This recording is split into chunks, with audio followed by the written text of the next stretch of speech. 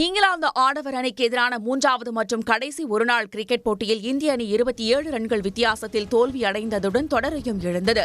லண்டனில் உள்ள லார்ட்ஸ் மைதானத்தில் நடைபெற்ற இந்த ஆட்டத்தில் டாஸ் வென்ற இங்கிலாந்து கேப்டன் முதலில் பேட்டிங் செய்த இங்கிலாந்து அணி ஹாரி ப்ரூக் பேட்டிங்கை தேர்வு செய்தார். தொடக்க ஆட்டக்காரர்களான டென் டக்கேட், ஜேக்கப் பெத்தல் ஆகியோரது அதிரடி ஆட்டத்தால் இங்கிலாந்து அணி மின்னல் வேகத்தில் ரன்களை குவித்தது. ஜோ ரூட் தன் பங்குக்கு 74 ரன்கள் குவித்தார். ஓவர்கள் முடிவில் இங்கிலாந்து அணி 3 விக்கெட்டுகள் இழப்பிற்கு 387 ரன்கள் குவித்தது. கடினமான இலக்கை துரத்திய இந்திய அணியில் தொடக்க ஆட்டக்காரர் ரோஹித் சர்மா 138 ரன்கள் குவித்து ஆட்டமிழந்தார். கேப்டன் சுப்மன் கில் 77 ரன்களுக்கு ஆட்டமிழந்தார். நம்பிக்கை நட்சத்திரமான விராட் கோலி களத்தில் இருந்தவரை வெற்றி பெறுவதற்கான வாய்ப்பு இந்திய அணிக்கு பிரகாசமாக இருந்தது. ஆனால் அவர் 74 ரன்களுக்கு ஆட்டம் இழந்ததும் இந்திய அணியின் விக்கெட்டுகள் சரியத் தொடங்கியன. இந்திய அணி போராடிய போதும் 50 ஓவர்கள் முடிவில் 7 விக்கெட்டுகள் இழப்பிற்கு 360 ரன்கள் மட்டுமே சேர்க்க முடிந்தது. இதன் மூலம் இந்திய அணி 3 போட்டிகள் கொண்ட ஒருநாள் போட்டித் தொடரை 2-1 என்ற கணக்கில் இழந்தது. சென்னை காசிமேட்டில் உள்ள ஐஸ் தொழிற்சாலையில் இருந்து லேசாக அமோனியா கசிவு ஏற்பட்டதால் பரபரப்பு நிலவியது. அங்குள்ள பவர்குப்பம் சப்வே அருகே சந்திரசேகரன் என்பவருக்கு சொந்தமான ஐஸ் தொழிற்சாலை உள்ளது. இதில் தொழிற்சாலை பயன்பாட்டிற்காக பக்கெட் ஒன்றில் வைக்கப்பட்டிருந்த 6 கிலோ அமோனியாவை அந்த ஆலையில் புதிதாக பணிக்கு சேர்ந்த தொழிலாளி ஒருவர் கால்வாயில் ஊற்றியுள்ளார். இது காற்றில் பரவி சுவாச பிரச்சனை ஏற்பட்டதாக தெரிகிறது. தகவல் அறிந்து சென்ற தீயணைப்புத்துறை வீரர்கள் கால்வாயில் ஊற்றப்பட்ட அமோனியாவின் வீரியத்தை குறைக்க தண்ணீரை பீச்சி அடித்தனர். காட்டு தீயாக பரவிய இந்த கசிவு சம்பவத்தால் ஆலைக்கு செல்லும் வழிகள் அடைக்கப்பட்டன. மீனவர்கள் அந்த பகுதிக்கு செல்ல வேண்டாம் என அதிகாரிகள் எச்சரித்தனர். திருவள்ளூர் மாவட்டத்தில் கடந்த மாதம் நடந்த அமோனியா வாயு கசிவால் 18 தொழிலாளர்கள் உயிரிழந்தனர் என்பது குறிப்பிடத்தக்கது. கிருஷ்ணகிரி அருகே குறைந்த விலைக்கு பீர் கொடுக்காததால் ஆத்திரமடைந்த போதை ஆசாமிகள் டாஸ்மாக் கடை மீது பெட்ரோல் குண்டை வீசி தாக்கினர். பாஞ்சாலியூர் கிராமத்தில் உள்ள அந்த கடைக்கு மேல் சோமார்பேட்டையைச் சேர்ந்த சத்தியமூர்த்தி அவரது நண்பருடன் மது குடிக்க வந்துள்ளார். முதலில் வாங்கிய பீருக்கு அவர்கள் 30 ரூபாய் குறைவாக கொடுத்து அடுத்த முறை தருவதாக கூறியுள்ளனர். இதனை ஏற்றுக்கொண்டு விற்பனையாளர் சத்தியமூர்த்திக்கு பீர் கொடுத்துள்ளார். பின்னர் சிறிது நேரத்தில் கடைக்கு வந்த அதே நபர்கள் மீண்டும் 40 ரூபாய் குறைவாக கொடுத்து பீர் கேட்டுள்ளனர். ஆனால் விற்பனையாளர் கொடுக்க மறுத்ததால் ஆத்திரமடைந்த சத்தியமூர்த்தி மற்றும் அவரது நண்பரும் 2 வீலரில் இருந்த பெட்ரோலை பீர் பாட்டிலில் நிரப்பி கடை மீது தாக்குதல் நடத்தினர். இதில் டாஸ்மாக் ஊழியர் ஒருவர் காயமடைந்தார். தகவல் அறிந்து சென்ற போலீசார் போதை ஆசாமிகளை கைது செய்ததோடு அவர்களின் பைக்கையும் பறிமுதல் செய்தனர். அதிக மின் கட்டண புகார் எழுந்ததை அடுத்து ஆய்வுப் பணிகளை மேற்கொள்ள உதவி மின் பொறியாளருக்கு நெல்லை மண்டல செயற்பொறியாளர் லதா உத்தரவிட்டுள்ளார். வீடுகளுக்கான மின் கட்டண கணக்கீடு 2 மாதங்களுக்கு ஒருமுறை அளவிடப்படுகிறது. ஆனால் தற்போது மின் கட்டணம் அதிக அளவில் வசூலிக்கப்படுவதாகவும் அதில் 200 யூனிட் மின்சாரம் இலவசம் என்ற தாவேக அரசின் வாக்குறுதி அடங்கவில்லை என்றும் விமர்சனங்கள் வைக்கப்பட்டு வருகின்றன. இதனையடுத்து நெல்லை மண்டலத்தில் உள்ள நெல்லை, தூத்துக்குடி, கன்னியாகுமரி, தென்காசி ஆகிய மாவட்டங்களில் மின் கட்டண புகார் குறித்து ஆய்வு நடத்த வேண்டும் என்று மண்டல செயற்பொறியாளர் லதா உத்தரவிட்டுள்ளார். அந்தந்த பகுதிகளில் உள்ள உதவி மின் பொறியாளர்கள் நேரில் சென்று ஆய்வு பணிகளை மேற்கொள்ள வேண்டும் என்றும் பழுதான மீட்டர்களை உடனே மாற்ற நடவடிக்கை எடுக்க வேண்டும் என்றும் அவர் தெரிவித்துள்ளார். இதற்கான பணிகள் இன்று முதல் தொடங்கும் என்றும் லதா கூறியுள்ளார். கீழடிக்கும் முன்பே பல நூறு ஆண்டுகளுக்கு முந்தைய நாகரிகம் மலையடிப்பட்டி என்பதை நிரூபிக்க முடியும் என்று அமைச்சர் ராஜ்மோகன் தெரிவித்துள்ளார். தென்காசி மாவட்ட மலையடிப்பட்டியில் நடந்து வரும் அகழாய்வு பணிகளை அவர் பார்வையிட்டார். பின்னர் செய்தியாளர்களிடம் பேசிய ராஜ்மோகன், அறிவியல் ஆதாரங்களை நிரூபிக்கும் போது கீழடி மட்டுமல்ல, கீழடிக்கு முன்பே பல நூறு ஆண்டுகளுக்கு நாகரிகம் கிடைத்துள்ளதை ஆதாரங்களோடு நிரூபிக்க முடியும் என்றார். விட்ட இடமும் நம்முடைய சங்ககாலம் தொட்ட இடமும் உண்மை என்பதற்கு அறிவியல் பூர்வமான ஆதாரங்கள் கிடைத்திருக்கிறது. இதையெல்லாம் நம்ம கார்பன் டேட்டிங்லாம் பண்ணி முறைப்படி அறிவியல் ஆதாரத்தோடு நிரூபிக்கும் போது கீழடி அல்ல, கீழடிக்கு பல நூறு ஆண்டுகளுக்கு முன்பே இங்கேயும் ஒரு மாபெரும் நாகரிகம் இருப்பதற்கான ஆதாரங்களை நிரூபிக்க முடியும் என்பதை மிகுந்த மகிழ்ச்சியோடு வாஞ்சையோடு இந்த நொடியில் நான் சொல்லிக் கொள்கிறேன். அரசு பள்ளி மாணவர்களை அகழாய்வு நடைபெறும் இடங்களுக்கு அழைத்து வர வேண்டும் என்று எல்லா அரசு பள்ளிகளுக்கும் உத்தரவிடப்பட்டுள்ளது என்று ராஜ்மோகன் தெரிவித்தார். பழனி மோசடி குறித்த கேள்விக்கு பதிலளித்த அவர், சட்டப்படி நடவடிக்கை மேற்கொள்ளப்படும் என்று ராஜ்மோகன் கூறினார். திருவாரூர் அருகே தாவேக கொடியேற்றுவதில் அந்த கட்சியினர் பொதுவெளியில் மோதிக்கொண்டனர். திருத்துறைப்பூண்டி ஒன்றியத்திற்குட்பட்ட கச்சனம் ஊராட்சியில் தமிழக வெற்றிக் கழக கொடியேற்றும் நிகழ்வு நடைபெற்றது. அப்போது யார் கொடியேற்றுவது என்பதில் பிரச்சினை தொடங்கியது. அதாவது தாவேக மாவட்ட செயலாளர் ஆதரவாளர்களுக்கும் தாவேக திருத்துறைப்பூண்டி தொகுதி வேட்பாளர் பாண்டியன் ஆதரவாளர்களுக்கும் இடையே வாக்குவாதம் ஏற்பட்டது. நீங்க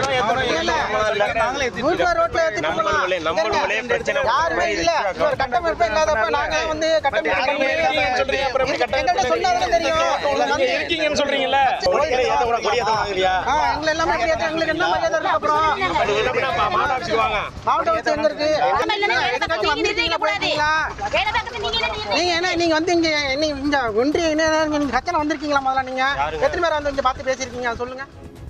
ஒரு கட்டத்தில் வாக்குவாதம் அதிகமாகி கைகலப்பு வரை சென்றது. இதனால் கொடியேற்றும் நிகழ்வு நிறுத்தப்பட்டது.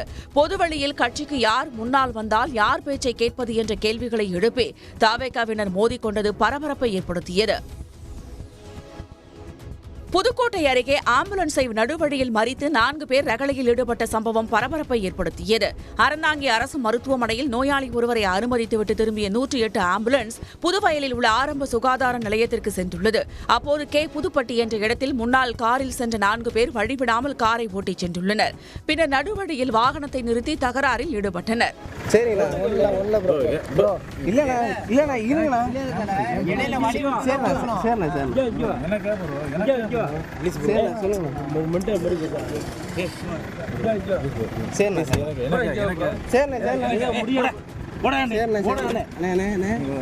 இதனை பார்த்த அப்பகுதி மக்கள் இளைஞர்களை சமாதானம் செய்து அனுப்பி வைத்தனர். உயிரை காக்கும் ஆம்புலன்ஸை நடுவழியில் மறித்து ரகளையில் ஈடுபட்ட இளைஞர்கள் மீது நடவடிக்கை எடுக்க வேண்டும் என்று பொதுமக்கள் கேட்டுக் கொண்டனர். மதுரையில் கட்சிக்காக வேலை பார்த்தவர்களுக்கு பதவி தர மறுப்பதாக குற்றம் சாட்டி தமிழக வெற்றிக்கழக மேற்கு தொகுதி எம்எல்ஏ தங்கபாண்டியனின் காரை மறித்து அக்கட்சியினர் வாக்குவாதம் செய்ததால் பரபரப்பு ஏற்பட்டது. விளாங்குடி பகுதியில் மக்கள் தொகை கணக்கெடுப்பு முகாமினை தொடங்கி வைக்க அவர் காரில் வந்தபோதுதான் இந்த பிரச்சனை எழுந்தது.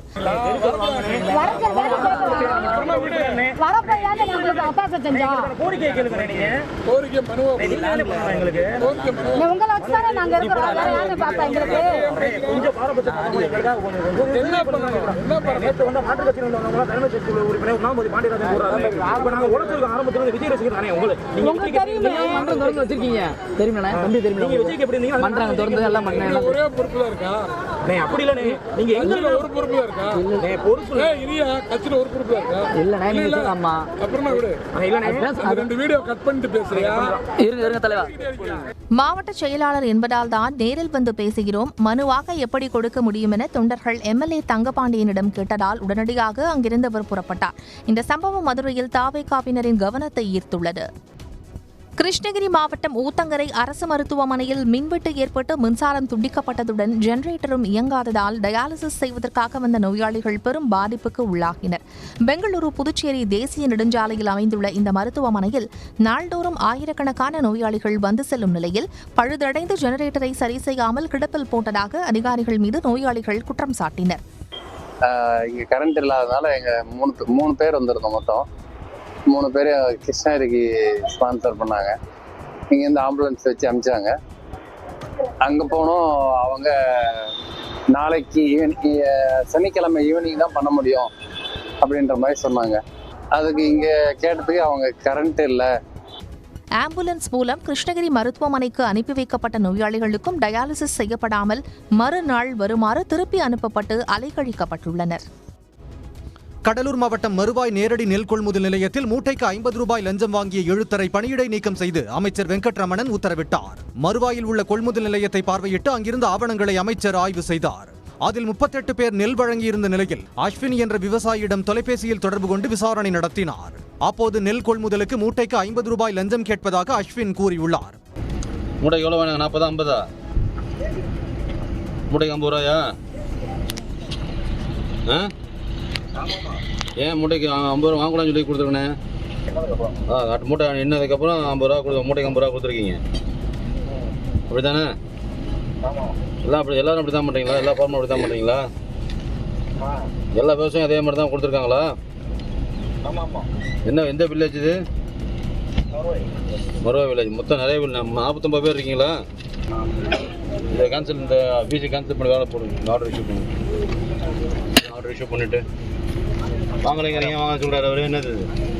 இதையடுத்து பணியில் இருந்த பட்டியல் எழுத்தர் வேல்முருகனை பணியிடை நீக்கம் செய்ய அமைச்சர் உத்தரவிட்டார். அத்துடன் ஆவணங்களில் உள்ள விவசாயிகளிடம் விசாரணை நடத்தி அறிக்கை சமர்ப்பிக்கவும், அதுவரை நெல் கொள்முதல் நிலையத்தை தற்காலிகமாக மூடவும் அதிகாரிகளுக்கு அமைச்சர் உத்தரவிட்டார்.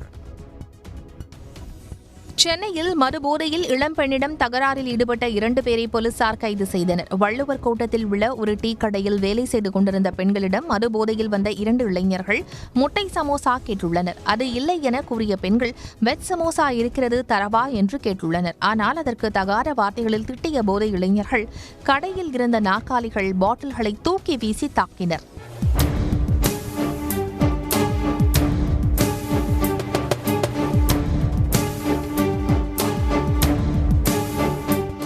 இளைஞர்களால் அதிர்ச்சியடைந்த அந்த பெண்கள் சத்தம் போட்டதால் அங்கு திரண்ட பொதுமக்கள் தகராறு செய்த இளைஞர் ஒருவரை பிடித்ததோடு போலீசாருக்கும் தகவல் கொடுத்தனர். இதையடுத்து சம்பவ இடத்திற்கு வந்த சிங்கப்பெண் காவலர்கள் தப்பியோடியவரை பிடித்து விசாரித்தனர். இந்த சம்பவம் தொடர்பாக வழக்கு பதிவு செய்த போலீசார் இருவரையும் கைது செய்தனர்.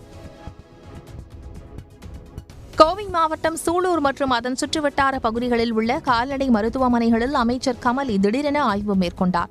அதிகாரிகள், துறைசார் உயர் அதிகாரிகள் மற்றும் சூலூர் சட்டமன்ற உறுப்பினர் உள்ளிட்ட யாருக்குமே தெரிவிக்கப்படாமல் இந்த ஆய்வு நடத்தப்பட்டதாக கூறப்படுகிறது. இதனிடையே ஆய்வின் போது எடுக்கப்பட்ட ரீல்ஸ் வீடியோ சமூக வலைதளங்களில் வெளியாகியுள்ளது. பின்னணியில் முதலமைச்சர் விஜயின் திரைப்பட பாடல் ஒன்றையும் ஒலிக்கவிட்டுள்ளனர். மக்கள் பணிகளில் மட்டுமே கவனம் செலுத்த வேண்டுமென முதலமைச்சர் விஜய் அமைச்சர்களுக்கு அறிவுறுத்தல் வழங்கியிருப்பதாக கூறப்படும் நிலையில் வெளியாகியுள்ள இந்த வீடியோ விவாதத்துக்கு வித்திட்டுள்ளது. திருவண்ணாமலை மாவட்டம் வந்தவாசி அடுத்த சென்னாவரம் கிராமத்தில் ஸ்ரீ பரஞ்சோதி அம்மன் கோயிலில் ஆடி திருவிழாவை முன்னிட்டு ஆயிரக்கணக்கான பக்தர்கள் குடும்பத்துடன் 3 கிலோமீட்டர் தூரம் ஊர்வலமாக சென்று சிறப்பு வழிபாடு நடத்தினர். பாத்திரங்கள், விறகு, அரிசி, வெல்லம், வாழைப்பழம் உள்ளிட்ட பொருட்களை சுமந்தவாறு மேளதாளங்கள் முழங்க ஊர்வலமாக சென்று கோயில் வாசலில் ஊரணி பொங்கல் வைத்து அன்னதானம் செய்து அம்மனை தரிசனம் செய்தனர்.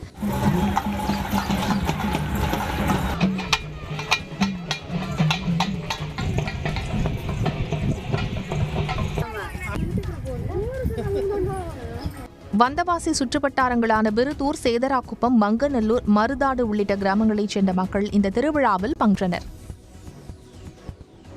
ஞாயிறு விடுமுறையை ஒட்டி கன்னியாகுமரி மாவட்டத்தில் உள்ள திருப்பரப்பு அருவியில் சுற்றுலா பயணிகள் கூட்டம் அதிகம் காணப்பட்டது. அனைத்து பகுதிகளிலும் மிதமான அளவில் தண்ணீர் சீராக கொட்டியதால் சுற்றுலா பயணிகள் நீண்ட நேரம் குளித்து மகிழ்ந்தனர். பலர் அருகில் உள்ள சிறுவர் பூங்கா, நீச்சல் குளம் போன்ற பகுதிகளில் செல்ஃபி எடுத்து குதூகலித்தனர்.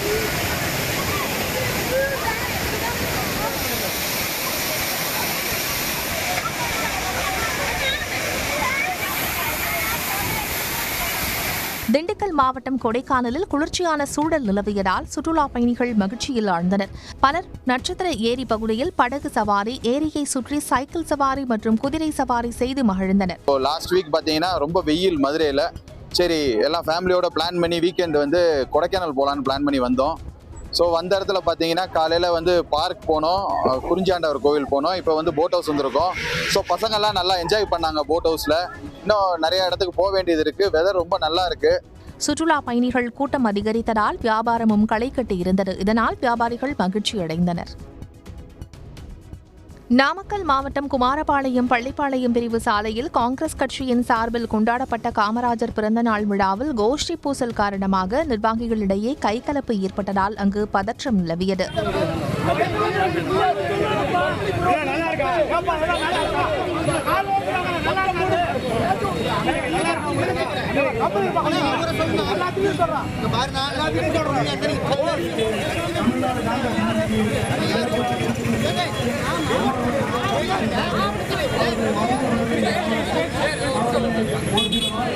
மாவட்ட நிர்வாகிகளுக்கு முறையான அழைப்பு விடுக்கப்படவில்லை என கூறி நகர காங்கிரஸ் நிர்வாகிகளுக்கும் நாமக்கல் மேற்கு மாவட்ட இளைஞர் காங்கிரஸ் மாவட்ட தலைவர் ஆதிசேஷன் ஆதரவாளர்களுக்கும் இடையே வாக்குவாதம் ஏற்பட்டு ஒருவரை ஒருவர் தாக்க முயன்றதால் போலீசார் தலையிட்டு சமரசம் செய்து வைத்து காங்கிரஸ் நிர்வாகிகளை கட்டுப்படுத்தினர்.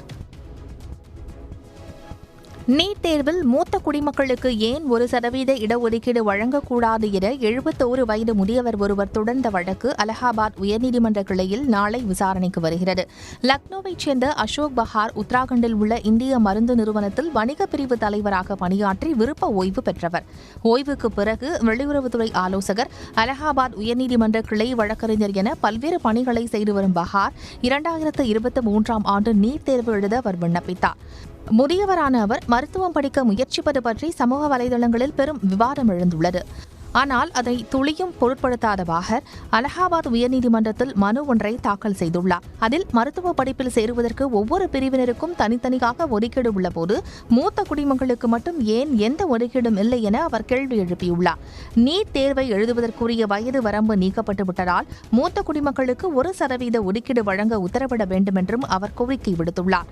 மருத்துவராக வேண்டுமென்ற 50 ஆண்டுகால கனவை நனவாக்க போராடி வரும் பாகரின் மனு நாளை விசாரணைக்கு வருகிறது. தமிழ்நாட்டில் பொறியியல் மாணவர் சேர்க்கைக்கான பொது கலந்தாய்வு இன்று தொடங்குகிறது. தமிழ்நாட்டில் அரசு உதவி பெறும் பொறியியல் கல்லூரிகள், அண்ணா பல்கலைக்கழக துறைசார் கல்லூரிகள், தனியார் சுயநிதி கல்லூரிகள் என 440க்கும் மேற்பட்ட பொறியியல் கல்லூரிகள் உள்ளன. இந்த கல்லூரிகளில் பிஇ, பிடெக் படிப்புகளில் அரசு ஒதுக்கீட்டுக்கு சுமார் 1,80,000 இடங்கள் உள்ளன. இவை ஒற்றை சாளர முறையில் பொது கலந்தாய்வு மூலம் நிரப்பப்படுகின்றன. இந்த ஆண்டு அரசு ஒதுக்கீட்டில் உள்ள இடங்களில் சேர 2,36,000 பேர் தகுதி பெற்றனர். அவர்களது தரவரிசை பட்டியல் ஜூலை 1ஆம் தேதி வெளியிடப்பட்டது. முதற்கட்டமாக அரசு பள்ளி மாணவர்களுக்கான 7.5% உள் ஒதுக்கீட்டு பிரிவில் சிறப்பு பிரிவினருக்கான இணையவழி கலந்தாய்வு கடந்த 13, 14ஆம் தேதிகளில் நடத்தப்பட்டது. அதன் பிறகு சிறப்பு பிரிவினருக்கு பொது கலந்தாய்வு 15 முதல் 18ஆம் தேதி வரை நடந்தது. இந்நிலையில் பொறியியல் படிப்புக்கான இணையவழி பொது கலந்தாய்வு இன்று தொடங்கி ஆகஸ்ட் 30ஆம் தேதி வரை 3 சுற்றுகளாக நடைபெற உள்ளது. சேலம் அருகே மாற்றுக் கட்சியினர் தாவேகாவில் இணையும் விழாவில் அமைச்சர்கள் பேசிக் கொண்டிருக்கும் போதே நிகழ்ச்சிக்கு அழைத்து வரப்பட்டவர்கள் கூட்டமாக வெளியேறியதால் பரபரப்பு ஏற்பட்டது. சேலம் சீலநாயக்கன்பட்டியில் தாவேகாவில் மாற்றுக் கட்சியினர் இணையும் விழா நடைபெற்றது. அப்போது அமமுகவில் மாநில பொருளாளராக இருந்த வீரபாண்டி தலைமையில் அமைச்சர் புசியானந்த் முன்னிலையில் ஏராளமானோர் தாவேகாவில் இணைந்தனர். அப்போது அமைச்சர்கள் பேசிக் கொண்டிருந்த போது அழைத்து வரப்பட்டவர்கள் கூட்டமாக வெளியேறினார்கள். தளபதி அவர்களை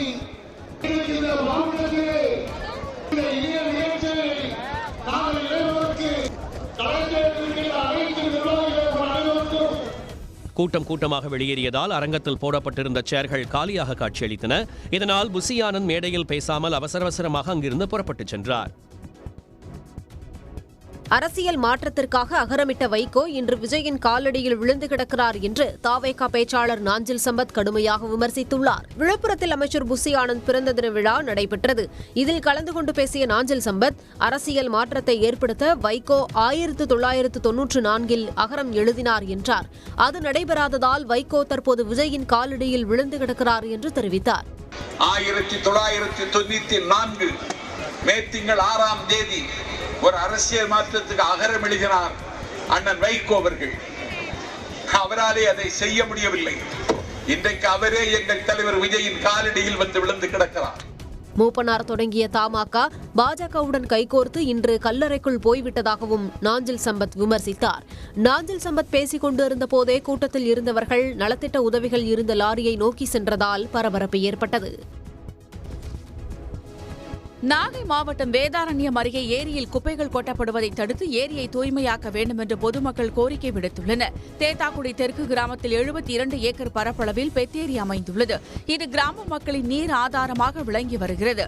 இந்த நிலையில் ஏரியின் பல்வேறு இடங்களில் குப்பைகள், இறைச்சி கழிவுகள் கொட்டப்படுவதாகவும் ஊராட்சியில் சேகரிக்கும் குப்பைகளும் ஏரியிலேயே கொட்டப்படுவதாக மக்கள் குற்றம் சாட்டுகின்றனர். இதனால் ஏரி நீர் அசுத்தம் அடைவதோடு நிலத்தடி நீரும் பெருமளவில் மாசுபடுவதாக தெரிவிக்கின்றனர். கிராம மக்களின் நீர் ஆதாரமாக விளங்கும் ஏரியை மீட்க குப்பைகள், இறைச்சி கழிவுகள் கொட்டப்படுவதை தடுக்க வேண்டும் என கோரிக்கை விடுக்கும் மக்கள் ஏரியை தூய்மைப்படுத்த வேண்டும் என்றும் வேண்டுகோள் விடுத்துள்ளனர். திருப்பத்தூர் மாவட்டத்தில் உள்ள சுற்றுலா தலமான ஏலகிரியில் கோடை விழாவின் 2வது நாளில் கண்கவர் நாய்கள் கண்காட்சி நடைபெற்றது. இதில் பல்வேறு மாவட்டங்களைச் சேர்ந்த 20 வகையான 43 நாய்கள் பங்கேற்று பல்வேறு பிரிவுகளில் தங்களது திறமையை வெளிப்படுத்தின.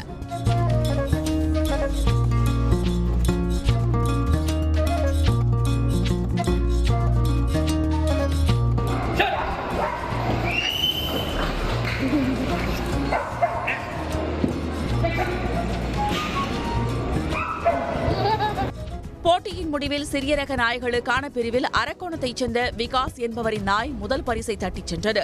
நடுத்தர நாய்களுக்கான பிரிவு, உள்ளூர் நாய்கள் பிரிவு உட்பட ஒட்டுமொத்த சாம்பியன் பட்டத்தை ஜோலார்பேட்டையைச் சேர்ந்த அருள் உதயராஜன் என்பவரின் நாய் வென்றது. பெரிய நாய்கள் பிரிவில் ஏலகிரியைச் சேர்ந்த யுவனேஷ் என்பவரின் நாய் முதல் பரிசை வென்றது.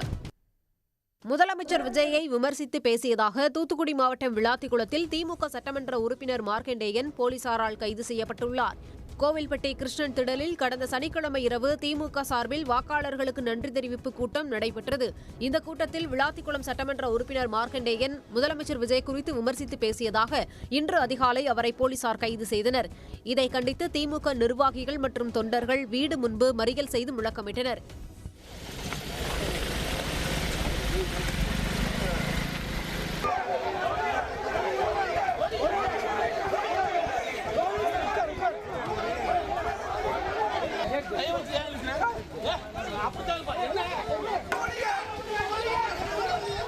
கைது செய்யப்பட்ட திமுக எம்எல்ஏ மார்க்கண்டேயன் தூத்துக்குடிக்கு அழைத்து செல்லப்பட்டுள்ளார்.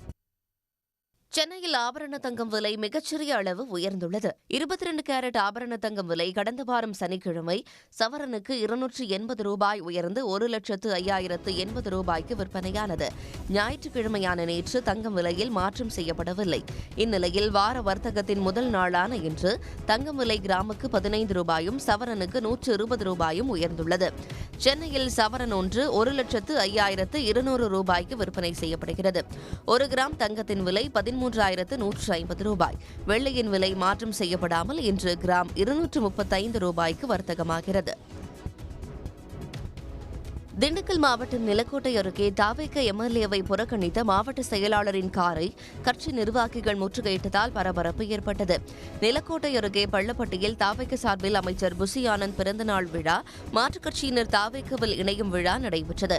இந்நிலையில் தாவேக நிலக்கோட்டை எம்எல்ஏ ஐயனார் மற்றும் தாவேக ஒன்றிய செயலாளர்கள் கட்சி நிர்வாகிகளுக்கு தகவல் தெரிவிக்காமல் விழா நடைபெற்றதாக கூறப்படுகிறது. இதற்கான பேனரில் பெயர் மற்றும் போட்டோ போடவில்லை என்று தாவேக மத்திய மாவட்ட செயலாளர் தேவாவின் காரை மறித்த நிர்வாகிகள் போராட்டத்தில் ஈடுபட்டனர். இதனால் மாவட்ட செயலாளர் எம்எல் தேவாவிற்கும் தாவேக நிர்வாகிகளுக்கும் இடையே கடும் வாக்குவாதம் ஏற்பட்டது.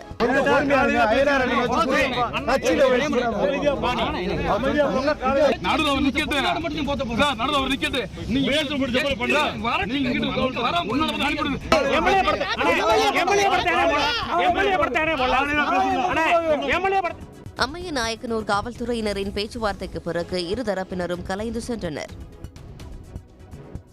அரசின் திடீர் மின் கட்டண உயர்வால் திருவண்ணாமலையில் சிறு வியாபாரிகள் மற்றும் இல்லத்தரசிகள் பெருமளவு பாதிக்கப்பட்டுள்ளனர். தமிழ்நாட்டின் பல இடங்களில் மின் கட்டண உயர்வால் சாதாரண மக்கள், சிறு வியாபாரிகள் பாதிக்கப்பட்டு வரும் நிலையில் திருவண்ணாமலையிலும் மின் கட்டண உயர்வு உள்ளதாக சிறு வியாபாரிகள் மற்றும் இல்லத்தரசிகள் குற்றம் சாட்டியுள்ளனர். கட்டண உயர்வு குறித்து கேள்வி எழுப்பினால் மின்வாரிய ஊழியர்கள் அலட்சியமாக பதிலளிப்பதாகவும் அவர்கள் வேதனை தெரிவித்துள்ளனர். அட்டையில எழுதி கொடுங்கன்னு கேட்டேன். அட்டையெல்லாம் நான் எழுத மாட்டோமா, அவங்களுக்கு செல்லுல மெசேஜ் வரும்னு சொல்லிட்டு சொன்னாங்க. சார் எங்களுக்கு செல்லு பார்க்க தெரியாதுன்னு சொன்னேன். யாருக்குன்னா கொடுத்து பார்த்துங்கம்மா, நாங்கள் அட்டையில எழுத மாட்டோம் அப்படின்னு சொல்லிட்டு போயிட்டேன். இதெல்லாம் 600, 500 சில்லறை கட்டுவோம். இப்போ 900, 1000 ரூபாய் வரும். வீட்டு வாடகைக்கு இணையாக மின் கட்டணம் வருவதாக சிறு வியாபாரிகள் குற்றம் சாட்டியுள்ளனர். எனவே ஏழை எளிய மக்களை பாதுகாக்கும் வகையிலான மின் கட்டண உயர்வை திரும்பப் பெற வேண்டும் என்று சிறு வியாபாரிகளும் இல்லத்தரசிகளும் கோரிக்கை விடுத்துள்ளனர். உடனுக்குடன் செய்திகளை தெரிந்து கொள்ள சன் நியூஸ் பெல் ஐகானை கிளிக் பண்ணுங்க.